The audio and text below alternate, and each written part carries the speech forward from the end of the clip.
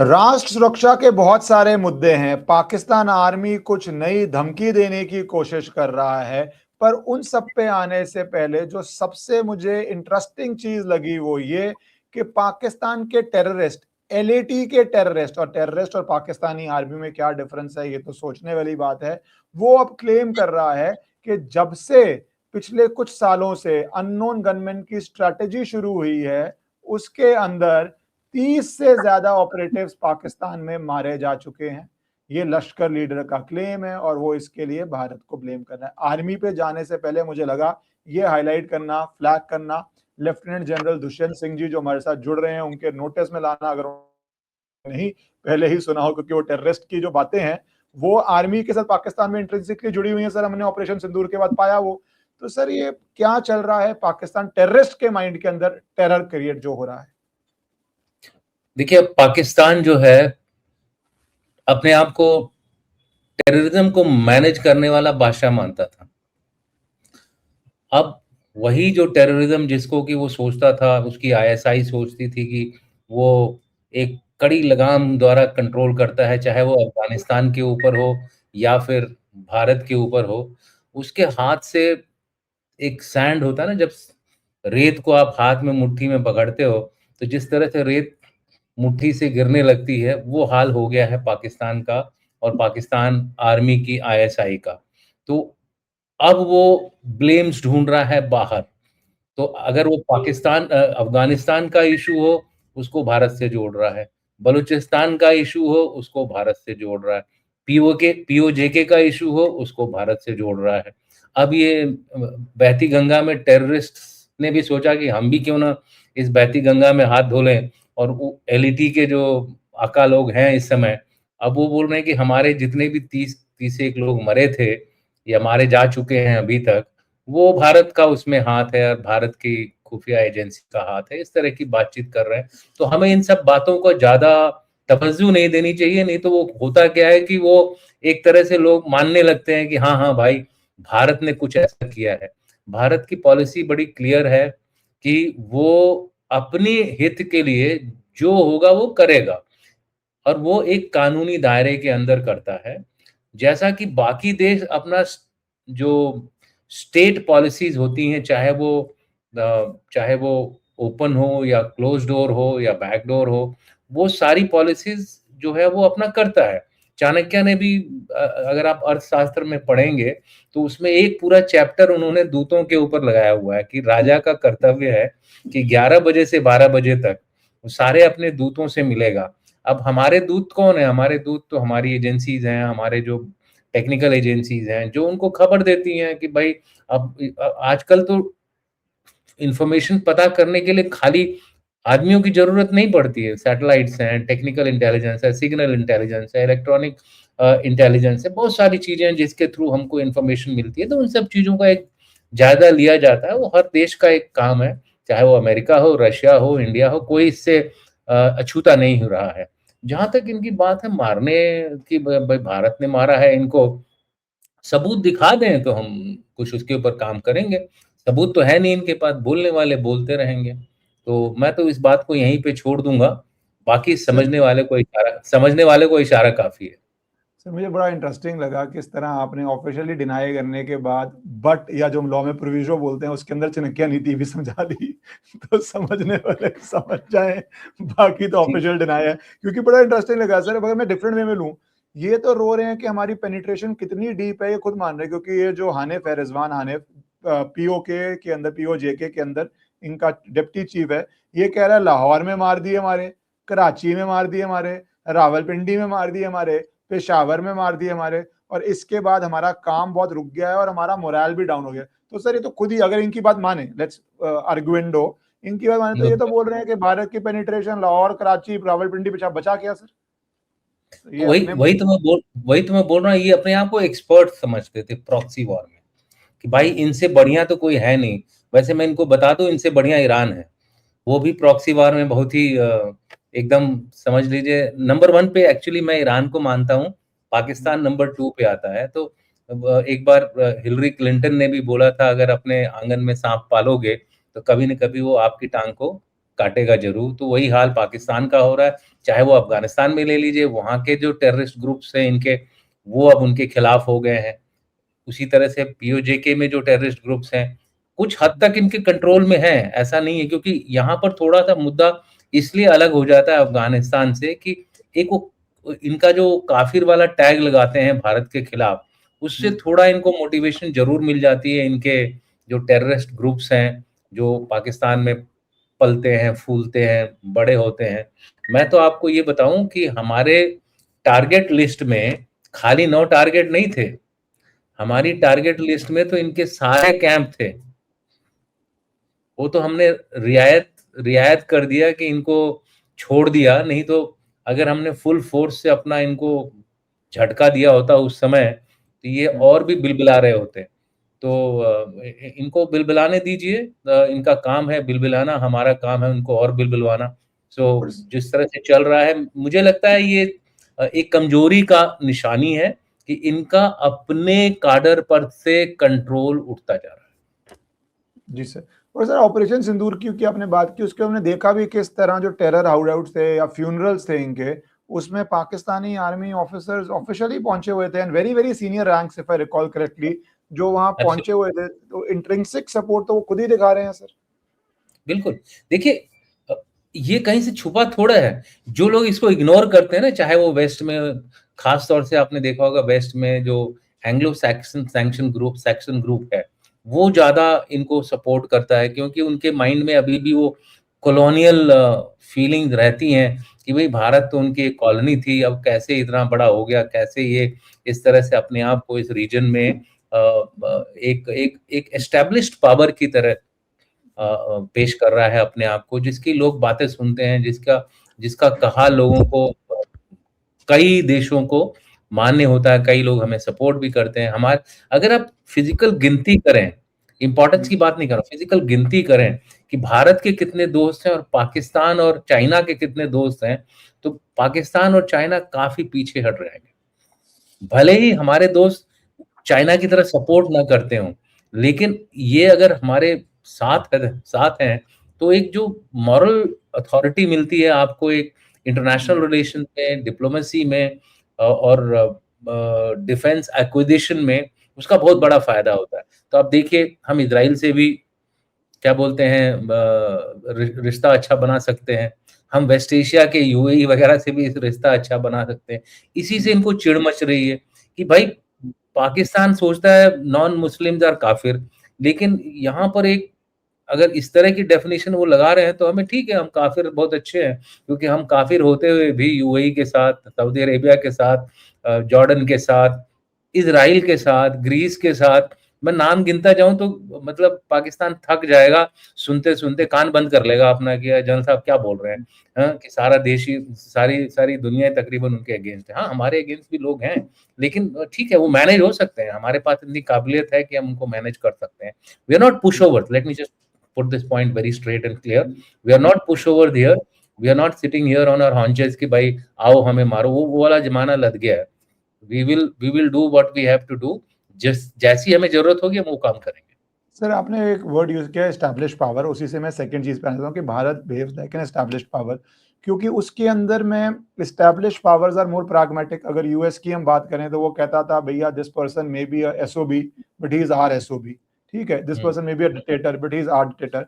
ये मैं डिक्टेटर शब्द क्यों कर रहा हूँ, क्योंकि एक बहुत अनयूजुअल शिफ्ट आया है। तालिबान 1 के साथ भारत कैसे डील कर रहा था और तालिबान 2 के साथ भारत कैसे डील कर रहा है। वहां के मंत्री रेगुलरली आ रहे हैं, जा रहे हैं। बिल्कुल, तालिबान 1 में बिल्कुल, कांदार हाईजैक था sir, which was a wound in the heart of our collective या कॉन्शियंस। तो सर या ये एस्टैब्लिश पावर के हिसाब से आप देखते हैं कि जो डिफरेंस आ रहा है अफगानिस्तान में, क्योंकि पाकिस्तान में बहुत बेचैनी हो रही है भारत अफगानिस्तान का इंटरेक्शन देख के। देखिए, इसमें 2 चीजें आपको ध्यान में देनी पड़ेगी। अफगानिस्तान जो है, वाज़न्ट उसको एक बहुत ज़्यादा ज़रूरत थी इकोनॉमिक हेल्प की, राइट? क्योंकि इतने साल से लड़ाइयाँ चल 20 साल से वहाँ लड़ाई चल 20 क्या 30 साल से लड़ाई चल रही है वहाँ पे। 30 साल से वहाँ पे लड़ाई चल रही है, कई पावर आए, कई पावर गए, हाँ? और उनका जो इकोनॉमिक ग्रोथ था, वो नहीं हो रहा था। लोगों को प्रॉब्लम्स थी, इन्फ्लेशन था, भुखमरी थी। तो उस गवर्नमेंट को, चाहे वो मिलिटेंट वाली ही गवर्नमेंट ना रही हो, they wanted somebody to help them out. अब आप देखिए उनको हेल्प करने वाले उनके कौन-कौन थे? पाकिस्तान जो खुद कंगाल है वो उसकी क्या हेल्प करता? पाकिस्तान का रुपया जो है 4 गुना ज़्यादा है अफ़गानिस्तान के पैसे से। ईरान, उसके यहाँ खुद अंदर भुखमरी है, इन्फ्लेशन है, लोग खाने के लिए तड़प रहे हैं, वो कहाँ से हेल्प करता? अब रह गए central Asian republics. Central Asian republics भी उतने अच्छे हालत में नहीं है कि वो अफ़गानिस्तान को हेल्प कर सकें और सभी के साथ अफ़गानिस्तान के रिश्ते उतने अच्छे भी नहीं हैं। रशिया जो है, वो खुद एक लड़ाई से जूझ रहा है। उसका उसकी जो टोटल इकोनॉमी है वो 2.3 या 2.7 ट्रिलियन है। अब इतना बड़ा देश 2.7 ट्रिलियन इकोनॉमी एक युद्ध जो 5 साल से चल 5वें साल में घुस गया है वो चल रहा है जिसमें उसके तकरीबन सारे हथियार, वेपन, इक्विपमेंट लद गए। उसके बाद उसका जो एफओएल के थ्रू यानी एनर्जी के थ्रू जो पैसा आ रहा था उसकी इकोनॉमी में, उस पर कितने सारे रिस्ट्रिक्शन लग गए। भारत ने कभी शुरू किया, कभी बंद किया based on the sanctions which were जो लगे थे रशियन ऑयल के ऊपर। चाइना भी उसी हिसाब से डार्क शिपिंग और वाया कैस्पियन सी अलग-अलग रास्ते से निकालने की कोशिश की जा रही है। तो इट्स ए रिस्ट्रिक्टेड इकोनॉमी उसके चारों तरफ है।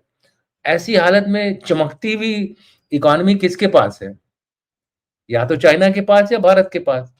अब चाइना को वहाँ तक पहुँचने के लिए एक रास्ता अपनाना पड़ेगा जो कि वाया पाकिस्तान होता है।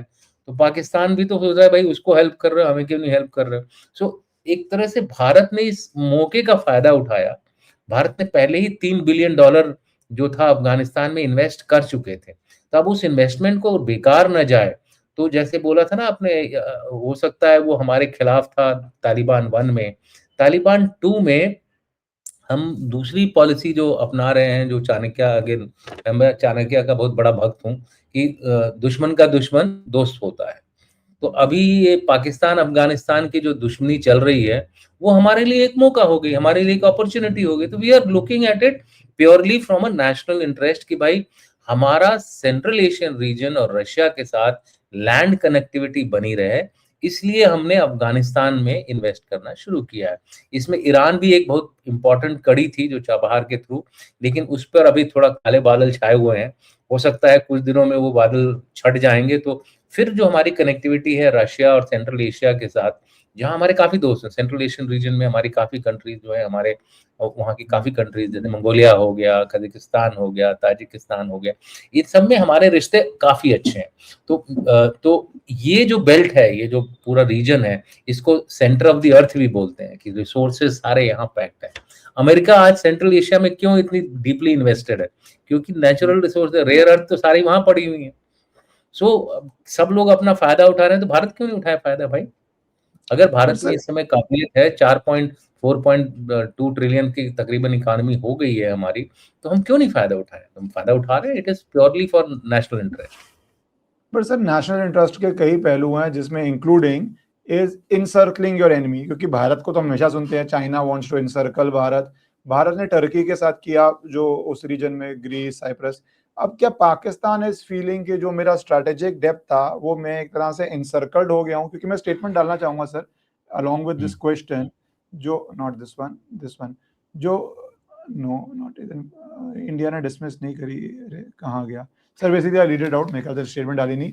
लेफ्टिनेंट कोई नहीं। जनरल अहमद शरीफ हुँ, चौधरी, पाकिस्तानी आर्मी का स्पोक्समैन, वो अलेज हुँ, करता है कि जो ग्रोइंग टाइज हैं इंडिया और अफगानिस्तान के, वो एंटी पाकिस्तान मिलिटेंट ग्रुप्स को सपोर्ट करने के लिए हैं। और उसके बाद जो उनका हमेशा फेवरेट है, अपना बिरादर कार्ड, मुस्लिम कार्ड खेलता है।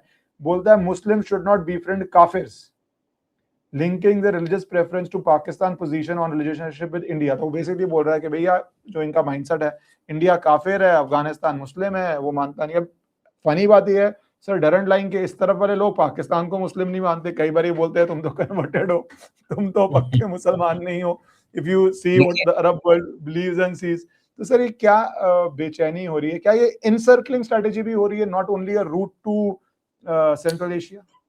देखिए, it is but obvious. You see, Afghanistan was always considered by Pakistan as extension of Pakistan. कि उसकी जो स्ट्रेटेजिक डेप्थ है is coming from West Pakistan Afghanistan. जिसकी वजह से जो उसकी जो 2 कोरें हैं 11 कोर और 12 कोर, वो उनको अक्सर अपने प्लान में ईस्ट में ले जाता था, यानी कि हमारे वेस्ट में, और वो उनको डिप्लॉय करता था हमारे खिलाफ।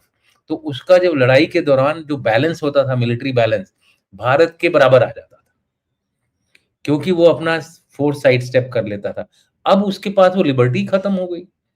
ग्वादर भी बचाना है, बलूचिस्तान भी बचाना है, केकेपी भी बचाना है, तो ट्रूप्स कहाँ से साइड स्टेप करे? या तो ट्रूप्स रेज़ करेगा, खर्चा होगा और डिफेंस बजट बढ़ेगा। वैसे ही उसका डिफेंस बजट जो है, उनके पूरे बजट का 6 से 7 5 से 6% का बजट है उसका। हमारा 1.9 का बजट है। तो एक बड़ी इकोनॉमी का 1.9 वो 6% से भी मैच नहीं कर पाएगा। तो कहने का मतलब ये है कि उसकी जो स्ट्रेटेजिक डेप्थ थी, वो रह-सह के इस समय पाकिस्तान पंजाब रह गई है। इवन सिंध ही कैनॉट कंसिडर इटसेल्फ एज़ कि वो स्ट्रेटेजिक डेप्थ का हिस्सा है। तो एक देश जो पंजाब में सिमट के रह गया हो, वो स्ट्रेटेजिक डेप्थ तो क्या, मैं तो बोलूँगा वो एक छोटा-सा, जैसे इज़राइल के अंदर हमास का एक टुकड़ा होता है ना, वो पाकिस्तान खुद एक लाहौर जैसे इलाके में सिमट के रह गया है। पीओजेके में लड़ाई कर रहा है वो, केकेकेपी में लड़ाई कर रहा है वो, बलूचिस्तान में लड़ाई कर रहा है, सिंध में थोड़ा बहुत सुगबुगाहट बनती रहती है, ठीक है? अब पता नहीं कब वो भड़क जाए आग, किसको क्या पता? सो एक तरह से you see that strategic depth disappeared. I won't say it has disappeared into a very, very small area. तो ये एक बहुत बड़ी डेवलपमेंट हुई है because of India revised policy. Encirclement बोलिए इसको, या फिर इसको बोलिए लुकिंग आफ्टर योर इंटरेस्ट।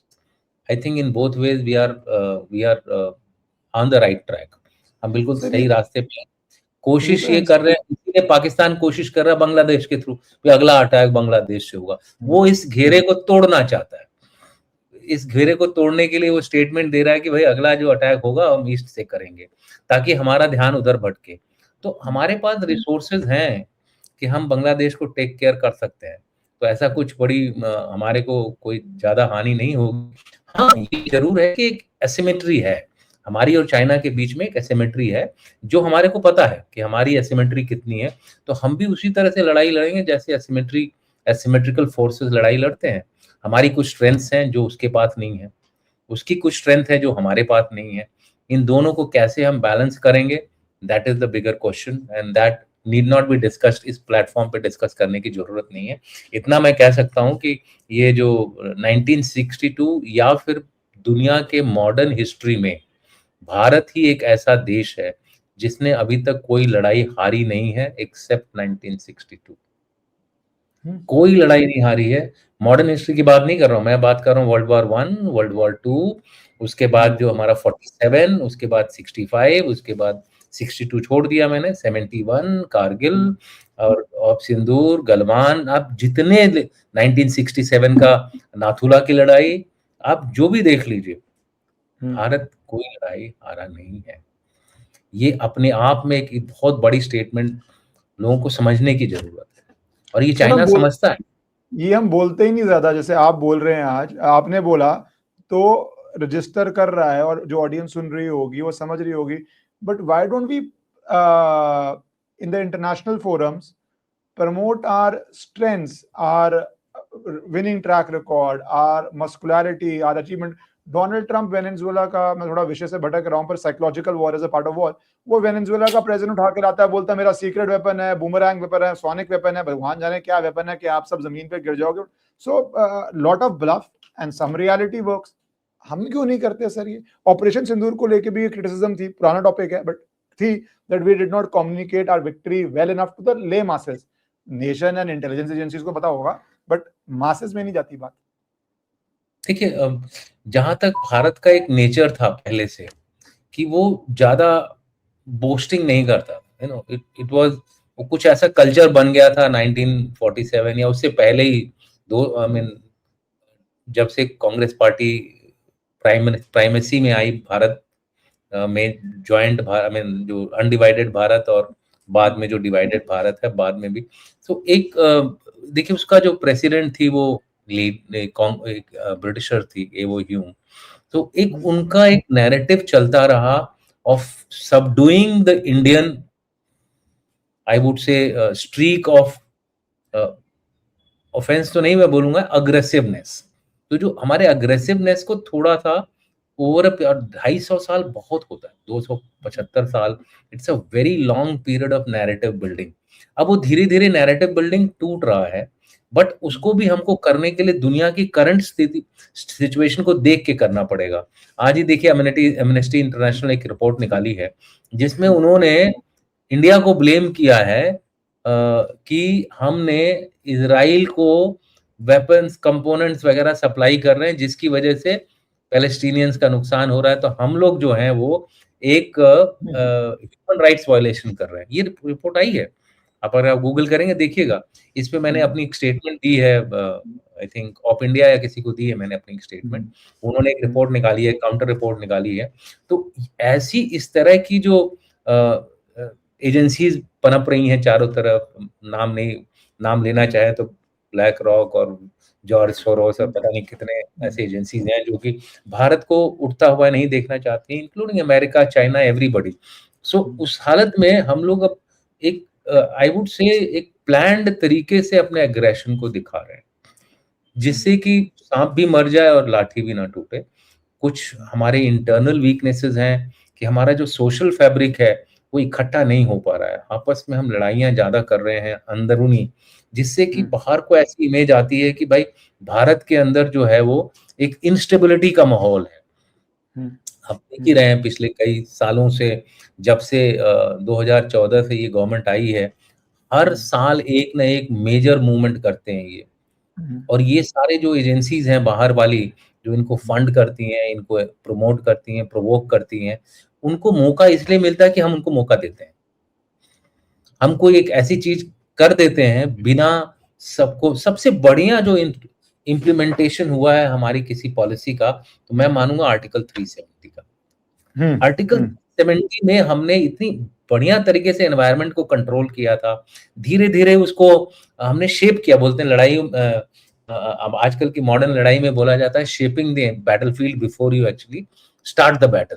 तो उस आर्टिकल 370 को बड़ी बढ़िया तरीके से शेप किया। स्टडी, जेएनके स्टडी ग्रुप, बहुत सारे लोग निकले, यूनिवर्सिटीज में गए, धीरे धीरे इन्होंने अपना जो आर्टिकल 370 की पोजीशन के बारे में बताया, उससे कितने लॉसेस हुए, लकीली उसके बाद फायदे बहुत होने शुरू हो गए।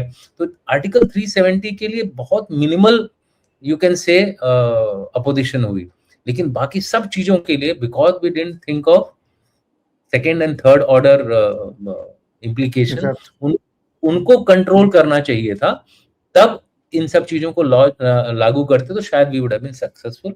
Similar is the case with this. It is like that paper leak case is a sheer ignorance of Indian system or Indian government, not this government. The government right from 1947 till date. आप मानेंगे नहीं, 1977 में मेरा maths का paper leak हुआ था। अच्छा। 1 महीने बाद मुझे दोबारा एग्जाम देना पड़ा, और आप 15 दिन के बाद, 15 दिन में आदमी थोड़ा भूल जाता है, यार ठीक है क्या हो गया, वो आप आधा डिसहार्टेंड होते हो।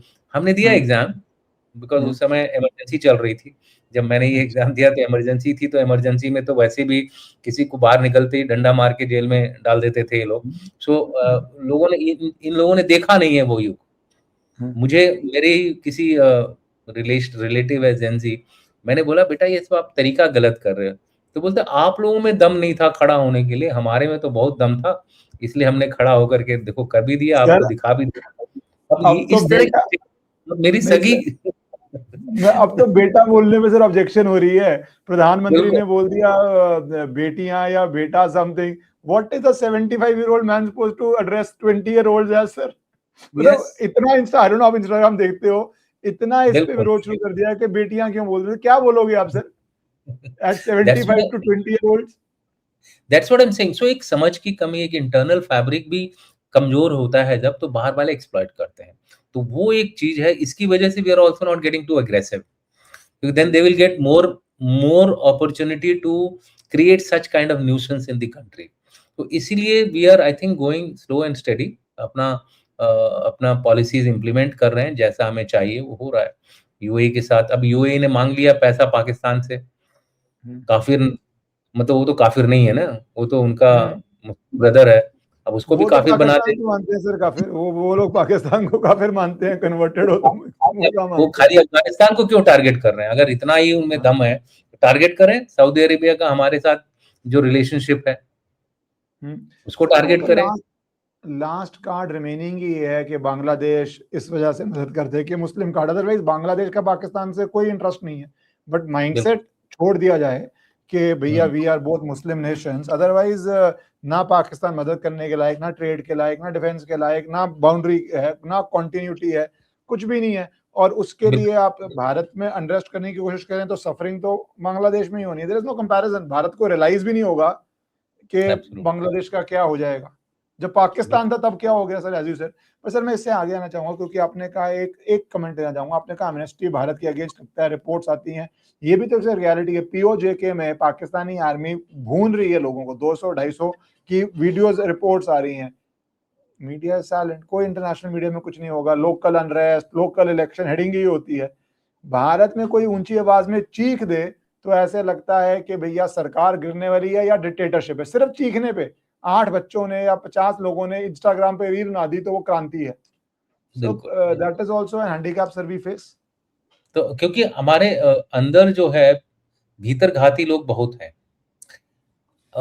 मैं ये नहीं बोल रहा हूँ कि आप मुद्दे मत उठाइए। एक गवर्नमेंट है, गवर्नमेंट के अगेंस्ट कोई गलत काम, गवर्नमेंट कोई गलत काम कर रही है, आप उसपे मुद्दे उठाइए, लेकिन नेशनल सिक्योरिटी पे मुद्दे मत उठाइए। BJP is not equal to national security. National security is the concern of the entire nation. हर एक आदमी का कंसर्न होना चाहिए, और उसमें जो प्राइमरी एक्टर है वो गवर्नमेंट है।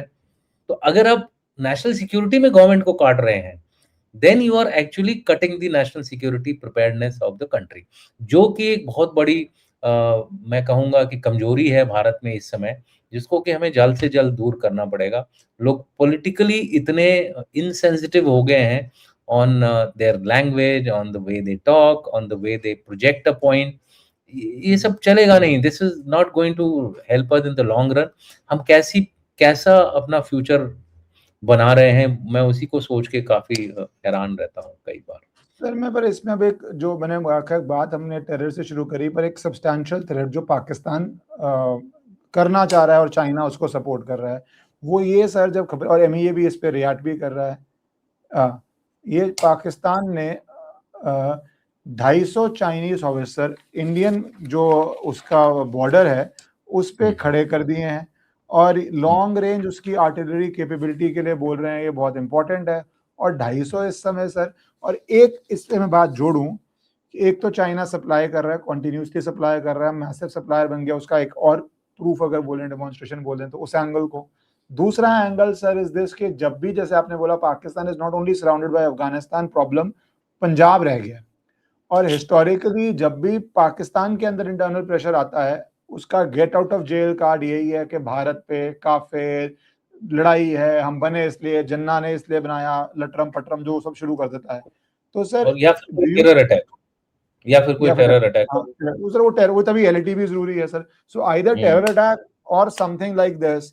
तो सर ये दोनों को, एक चाइना सप्लाइंग एंड पाकिस्तान की जो यूजुअल स्ट्रैटेजी है, तो भारत के लिए क्या सिक्योरिटी रिसेप्शन है, थ्रेट है, हाइटेंड अलर्ट है, और 15 अगस्त भी आ रहा सर वैसे तो, which is also very sensitive time. तो तीनों एस्पेक्ट्स को सर अगर आप डील करें। ओके, सो पहले मैं चाइना के बारे में बोलना चाहूंगा। चाइना जो है, उसका जो गुरु या तो माओ से तंग था, या फिर वो सुनजू था। कुछ लोग तो बोलते हैं सुनजू था भी नहीं, इट्स अ फिलॉसफी और a thought process of the Chinese empire, let me put it this.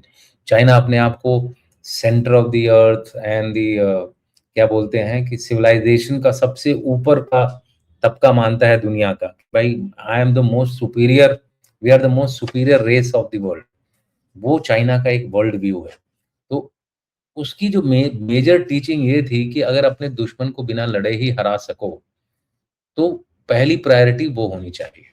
अब इसलिए चाइना को पाकिस्तान एक बहुत जरूरी एलिमेंट नजर आता है, नेपाल एक बहुत जरूरी एलिमेंट नजर आता है, बांग्लादेश एक बहुत जरूरी एलिमेंट नजर आता है। लेकिन पाकिस्तान और भारत के बीच के डिफरेंसेस और इश्यूज इतने ज्यादा हैं कि वो पाकिस्तान पे अपना मैक्सिमम अटेंशन फोकस करके रखता है। उसको पाकिस्तान को इनेबल करने के लिए, ताकि वो भारत को छेड़ता रहे, कुछ तो करता रहे, उसके लिए वो उसको जो भी हो सकता है वो मदद करता है।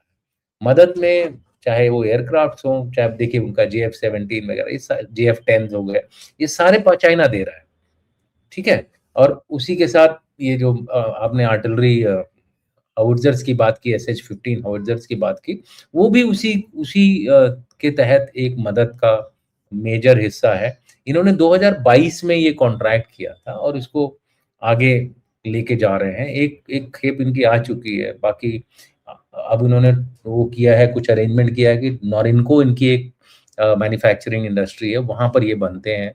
हालाँकि वो उस जैसे हम लोग Su-17 वगैरह Su-30s बनाते हैं, उसी तरह का अरेंजमेंट है चाइना के साथ, तो लार्ज नंबर्स में ये उनके पास अवेलेबल है। इसको आप इस तरह से देखिए कि उन्होंने अभी-अभी एक रॉकेट फोर्स भी क्रिएट किया है। तो अब ये जो फोर्स खाली क्रिएट करने से तो काम चलेगा नहीं, इनको उसके लिए हथियार वगैरह भी देने हैं। तो चाइना इनको खुल के सपोर्ट इसलिए करता है कि चाइना बिना किसी काइनेटिक या फिजिकल एक्शन के भारत को अगर एंगेज रखता है वेस्टर्न फ्रंट पे, तो उसका जो हमारा जो नॉर्दर्न फ्रंट है और उसका जो वेस्टर्न थिएटर कमांड है, वो एक तरह से उसके कंट्रोल में रहेगा। वो जब चाहे तब उसमें एक्सकर्शन और इस तरह की चीजें ट्रांसग्रेशन करने की कोशिश करेगा। तो ये एक बहुत बड़ा ये समझ लीजिए मेन एम है इसका। अब उस मेन एम में इसने जो ये SH-15 दिया है, एक MEA ने एक डेवलपमेंट को उठा के हमारे जनता को बताया है। इतना मैं बता दूं कि SH-15 जो है एक लाइट हाउट्जर है, राइट? 5 से 6 टन वाला हाउट्जर है वो। हमारा इसका इक्विवेलेंट जो हमारे पास है, जो कि आर्मर्ड फॉर्मेशन और प्लेन्स इलाके में है, वो है K9 वज्रा, जो कि साउथ कोरिया का एक आर्टिलरी सिस्टम है, जिसको कि अब L&T भी बना रही है और भारत फोर्ज भी बना रहा है। तो ये दोनों जो फैक्ट्रीज हैं, दोनों जो कंसर्न है, प्राइवेट इंडस्ट्री हैं, ये इनको बना रही हैं। अब दोनों का अंतर देखिए आप। रेंज में K9 वज्रा SH-15 से आगे है। प्रोटेक्शन में K9 वज्रा जो है वो SH-15 से 10 गुना ज्यादा प्रोटेक्टेड है। वो 45 टन वाले प्रोटेक्शन में है, टैंक के बराबर प्रोटेक्शन है K9 वज्रा की। और SH-15 जो है 6-7 टन वाला है। अगर एक टैंक की गोली इसको गोला डायरेक्ट लग गया तो चीथड़े हो जाएंगे इसके। वो विश्वास करता है कि मैं स्पीड से अपने आप को बचा लूंगा। भारत विश्व ये K9 वज्रा का कॉन्सेप्ट ये है, अमेरिकन कॉन्सेप्ट है, कि हमारी प्रोटेक्शन इतनी अच्छी है कि हम 2-3 शॉट झेल भी लेंगे अगर हम मूव कर रहे हैं एक जगह से दूसरी जगह पे।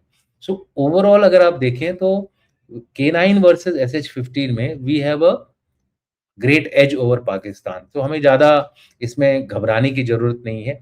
फ्रेश ऑर्डर्स हमने दे दिए हैं K9 वज्रा के लिए। अगर आपने न्यूज ट्रैक करी होगी, मेरे ख्याल से 1 महीना पहले ये न्यूज आई थी कि fresh orders have been given to South Korea also and to L&T and Bharat Forge. So हम लोग जो है K9 वज्रा का क्वांटिटीज भी बढ़ा रहे हैं। हमारे पास इसके अलावा हिमार्स जो अल्ट्रा लाइट है हावर्ट्जर्स हैं, जो कि माउंटेन्स में हम यूज करते हैं चाइनीज के अगेंस्ट। तो इस तरह के हमारे पास कई मिक्स हैं। दूसरा जो K9 वज्रा है, अगर RAP एम्यूनिशन, एक्सटेंडेड रेंज वाला हम एम्यूनिशन उसमें लगाते हैं तो वो 56 किलोमीटर तक जाता है। और वेरेज इनका जो है रॉकेट असिस्टेड प्रोजेक्टाइल SH-15 का, वो 53 किलोमीटर जाता है। खैर ये तो छोटी मोटी बातें हैं, 2-3 किलोमीटर इधर उधर उतना कोई फर्क नहीं रखता।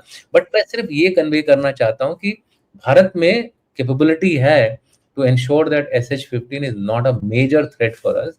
एंड बाकी और भी तरीके होते हैं इन इस तरह के वेपन सिस्टम्स को नीचे गिराने के लिए, जो कि हम अलग से More discuss than weapon system, I also want to come on the Chinese mindset, जिसको क्या हमें काउंटर करने का समय आ गया है, जब वो पाकिस्तान की क्या आर्थिक हालत है, वी नो, क्या पे करता है नहीं करता, is always in the Rhames of speculation के वो भैया ग्रांट दे रहा है या क्या कर रहा है. Has the time come that we become a little more aggressive with China, कि तुम बार बार, जैसे बाकी देश तो इसराइल को भारत दे रहा है तो उसके लिए रिपोर्ट्स आ रही हैं, कोई ना कोई इंस्ट्रूमेंट, कोई ना कोई स्टेट लगा हुआ है.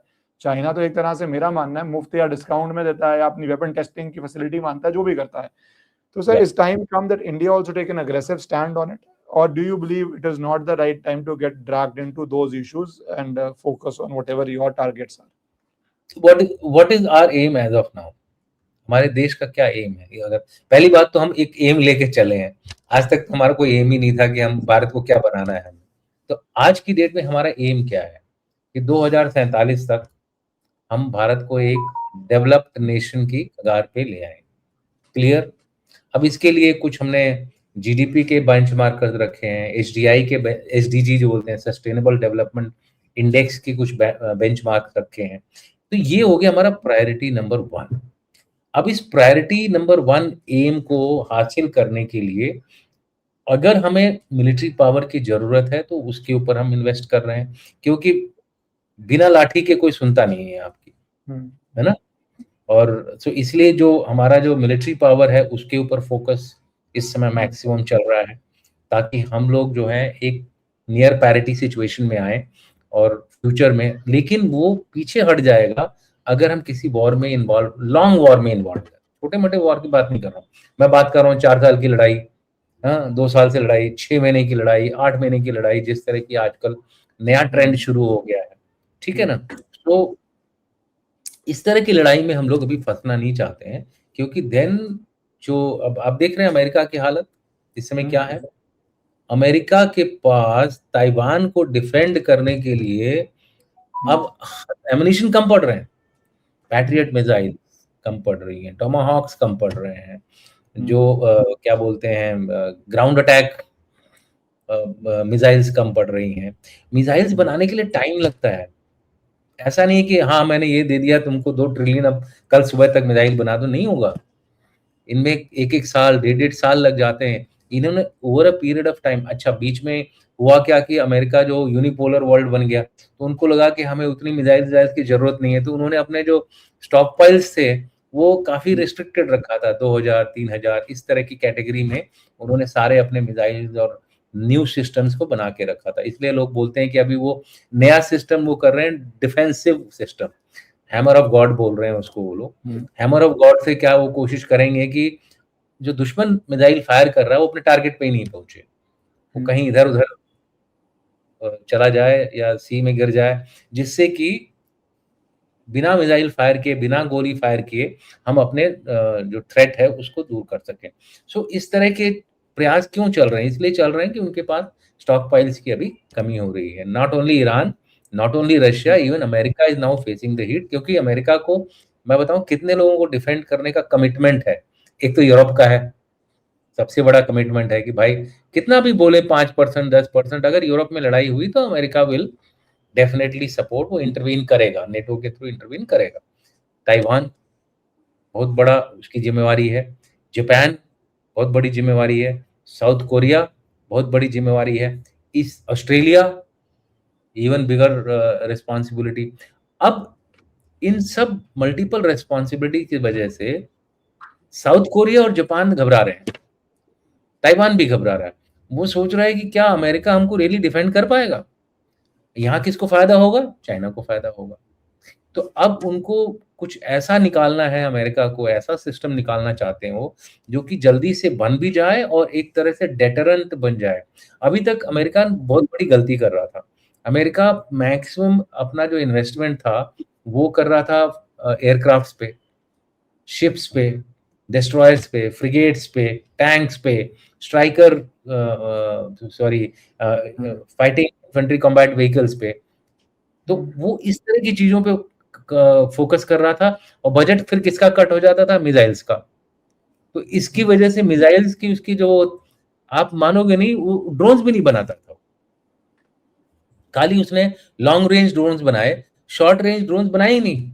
अब उसने एक चैलेंज दिया है, गॉन्टलेट 1, 2, 3, 4, और इस साल के एंड तक वो चाहता है कि अमेरिका में उसके इंडिजिनसली, जिसमें कि ना कोई चाइनीज पार्ट हो, ना कोई किसी भी देश का कोई पार्ट नहीं हो, टोटली अमेरिकन सिस्टम, टॉय 2 से 25 किलोमीटर वाली रेंज वाले ड्रोन बनाए वो, और हर साल करीबन 300 टू 400,000, ये उसका अभी एम बनाया हुआ है। और 2 फेज खत्म हो चुके हैं, 2 चैलेंज पार हो चुका है, तीसरा चैलेंज के लिए उन्होंने बिड दिया है।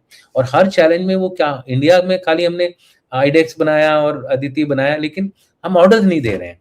वो क्या कर रहे हैं, हर चैलेंज के बाद कुछ लिमिटेड ऑर्डर्स दे रहे हैं जो कंपनीज जीत जा रही हैं। तो अभी दो चैलेंज के बाद इन्होंने तकरीबन 30-40,000 तक का ऑर्डर दे दिया है। तो वो तो हिस्टोरिकली भी अमेरिका's ability to scale up, कितने एयरक्राफ्ट बनाता था वो 1939 में और कितने बना रहा था वो वर्ल्ड वॉर 2 खत्म होते होते, that ability to scale up cannot be underestimated, at least in the last 100 years or 150 years, कि they scale up very very fast. Absolutely. वो बट एक चीज जो अच्छी है कि वो शॉर्टकट ले लेते हैं जरूरत पड़ती है तो, यानी कि कोई लॉन्ग बाउंड प्रोसीजर नहीं होगा, L1 T1 फिर क्या सर बोलते वो हैं, सडनली उनके अंदर कैपिटलिस्टिक एफिशिएंसी आ जाती है, so bureaucracy, ease of doing business, हम 50 टर्म निकाल लेते हैं, लेकिन उसके जो हमारी ब्यूरोक्रेसी, जो हमारे जो IFAs हैं, जो हमारे CDA वाले हैं, जो अकाउंट्स, डिफेंस अकाउंट्स वाले हैं, ये हर कदम पर एक रोड़ा निकालते हैं, जिसकी वजह से जो आदमी प्रोग्रेस भी कर रहा है ना, कोई चीज ईमानदारी से कर रहा है, वो भी लटक जाता है, बार बार घूमता है पीछे आगे फाइलों को घुमाते घुमाते। मुझे पता है, जब मैं यंग ऑफिसर था, मेजर का लेफ्टिनेंट कर्नल, मेरे जूते घिस जाते थे साउथ ब्लॉक में एक फाइल को एक जगह से दूसरी जगह ले जाने में। एक सेक्शन ऑफिसर है, एक फाइल जिसको कि सीनियर मोस्ट मिलिट्री ऑफिसर ने क्लियर कर दिया है, वो जाके एक सेक्शन ऑफिसर के डेस्क पे पड़ जाती है। अब वो सेक्शन ऑफिसर जो है कि क्लास 2 एम्प्लॉय है, वो वहां पे बैठा हुआ है 30 साल से, उसके खुद के अपने आइडियाज हैं, वो उस पर एक छोटा सा रिमार्क दे देगा, आपकी फाइल 3 महीने के लिए फिर घूम जाएगी उल्टा। करते करते आपको ऊपर तक ले जाओगे, फिर डिफेंस मिनिस्टर, फिर वो मिनिस्ट्री ऑफ फाइनेंस। मैं कह रहा हूँ हमारा सिस्टम इतना टेढ़ा मेढ़ा है कि एक सिस्टम आते आते वो आउटडेट हो जाता है। और इस समय आपको बता दूं, 12 महीने में टेक्नोलॉजी चेंज हो रही है, और अगर हम इसी तरह से करते रहे तो हम हमेशा एक कम टेक्नोलॉजी वाले हथियारों के साथ और सिस्टम के साथ लड़ेंगे, जो कि हमारे लिए एक बहुत ही मैं कहूँगा चिंता की बात होगी। तो हमको अपने इंटरनल सिस्टम्स इंप्रूव करने की बहुत जरूरत है इसमें। आई थिंक नेशनल चैंपियंस वाला कॉन्सेप्ट लाने की जरूरत है। एक लड़का अगर कोई ब्रिलियंट कॉन्सेप्ट लेके आ गया, उसका हाथ पकड़ो, एक उसको अलग से लैब दीजिए, एक टीम दीजिए उसको, DRDO या जो भी एजेंसी है उसको हुक्म दीजिए, उन्होंने बनाया है ANRF वगैरह, ऐसे कॉन्सेप्ट बन रहे हैं इंडिया में, उनको हुक्म दीजिए और बोलिए भाई within 1 year we want result, नहीं हो सकता तो फेल करिए, ब्लॉक करिए। सर जिस तरह के चैलेंजेस हैं जो आप सजेस्ट कर रहे हो, वो करना ही पड़ेगा, because we face multiple challenges as, जैसे आप बोल रहे हैं, once you start behaving like a great power, a responsible power, your enemies are also going to hit back at you harder. Sir वो आने वाला समय बहुत इंटरेस्टिंग होगा। तभी भारत के अंदर सर सडनली, जैसे आपको बुलाने के लिए ऑडियंस कमेंट करती है, बहुत दिन से नहीं आए, लोगों में भी एक national security awareness, I don't know, आपने तो पूरी लाइफ ही देखा है, but I had not seen this till 2-3 years ago, where general public is interested in national security. Maybe it's economic growth, empowerment, how they see other nations. तो एक psyche change तो sir हुआ है, जहाँ पे normal people. आपकी बात को रीइंफोर्स करूंगा, कल मैं चंडीगढ़ यूनिवर्सिटी में था, तो मैंने उनके जो फर्स्ट ईयर के अंडर ग्रेजुएट और ग्रेजुएट के जो बच्चे थे, नया एडमिशन था, देवर अबाउट 300 स्टूडेंट्स, मैं उनको एड्रेस कर रहा था on changing character of warfare. तो मैंने उस टॉपिक को उनके लेवल पे ले आया कि एक नए नए बच्चे हैं, वो जेनजी के बीच वाले में वो आते हैं, और उनको उसके लेवल पे मैंने एक्सप्लेन करने की कोशिश की। आप मानोगे नहीं, इट वाज टोटल अटेंशन, आंखें खोल के लोग सुन रहे थे और कान खोल के सुन रहे थे। क्वेश्चन आंसर्स इतने थे, फाइनली हमको बोलना पड़ा कि भाई टाइम खत्म हो गया, अब आप क्वेश्चन आंसर्स क्या बोलते हैं रहने दीजिए। मैं प्रेजेंटेशन छोड़ के आ गया, मैंने बोला इसी को देख के आप और सर्च करिए, आप लोगों को मिल जाएगी चीजें।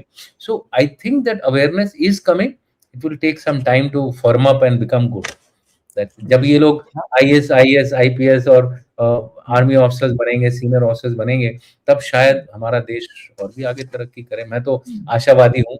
आई always hope for the best. जी सर, थैंक यू सर, आपने समय दिया और ये सारा जो करंट सिचुएशन है कवर किया, और ये ज़रूरी भी है। मैं एंड में एक ही बात बोलूँगा, यूएस में तो we used to see when used to read कि प्रेसिडेंशियल कैंडिडेट के इलेक्शन में सवाल होता था, whom do you want should pick the phone up at 4 AM because you are the correct, commander in chief. वही correct, position अभी तो नहीं है, पर भारत में भी वो अवेयरनेस बढ़ रही है, और आप आके जो ह्यूमन सर्विस कर रहे हैं to the youngsters even today who understand these issues in simple language sir. Thank you so much for that sir, thank you so much. Thank you Ishwaran, जय हिंद। जय हिंद सर।